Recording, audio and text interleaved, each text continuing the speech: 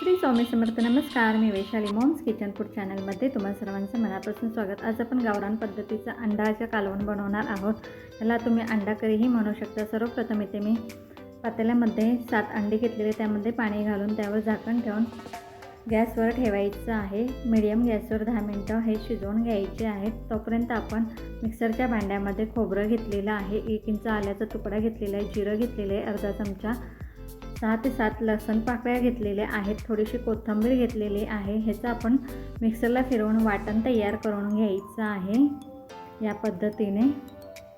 तर तुम्ही जर आपल्या चॅनलवर नवीन असाल तर प्लीज चॅनलला सबस्क्राईब करा, म्हणजे आपल्या नवीन रेसिपीचे नोटिफिकेशन तुम्हाला येतील. हे अंडी शिजलेली आहेत. त्यानंतर यातलं गरम पाणी काढून घ्यायचं आहे व थंड पाण्यात हे अंडी ठेवायचे. त्यानंतर एका प्लेटमध्ये पाणी घ्यायचे, त्यामध्ये ही अंडी काढून घ्यायची आहेत.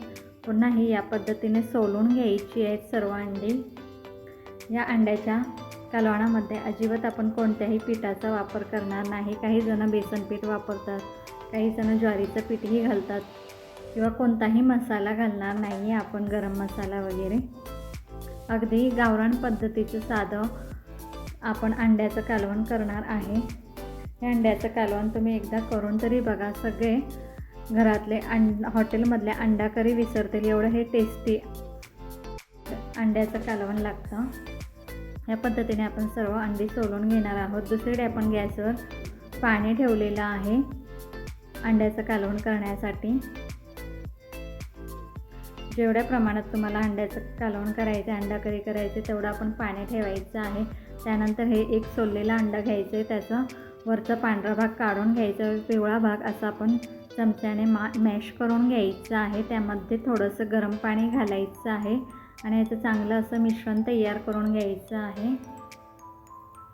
जेवढ्या व्यक्तींसाठी तुम्ही हे अंड्याचं कालवण करणार असाल, समजा 5 व्यक्ती असेल तर 6 अंडी शिजत ठेवायची आहेत. या पद्धतीने आपण हे मिश्रण चांगलं तयार करून घेणार आहोत अंड्याच्या पिवळ्या भागाचं.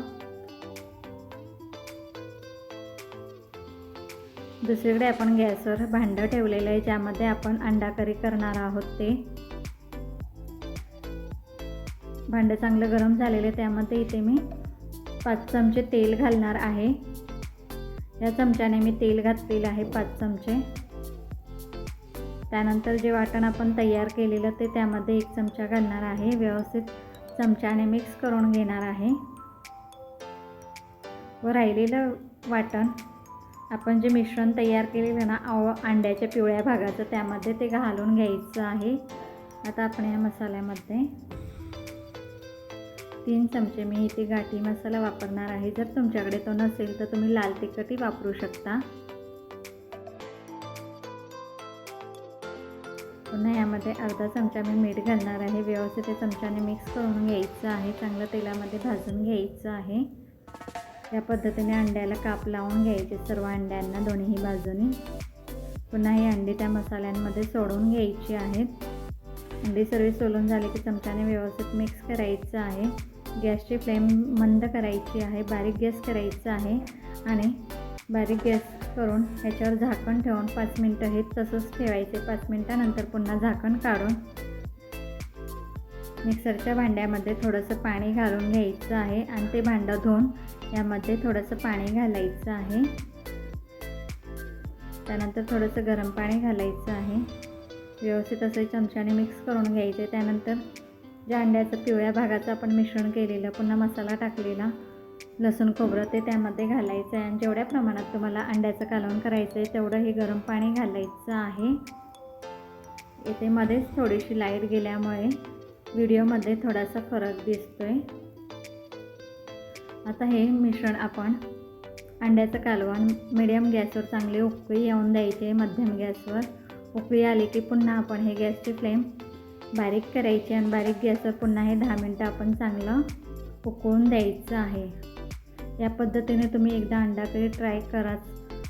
अक्षरशः घरातले सगळे हॉटेलमधले अंडा करी विसरतील एवढे हे टेस्टी व अप्रतिम चवीला अंडा करी लागते. आणि तुम्ही बघू शकता की ती मस्त याला तर्रीही आलेली आहे अंडा करीला. आता हे सर्विंग बॉलमध्ये काढून सर्व करायची आहे. ही रेसिपी तुम्हाला कशी वाटली हे कमेंट करून नक्की कळवा.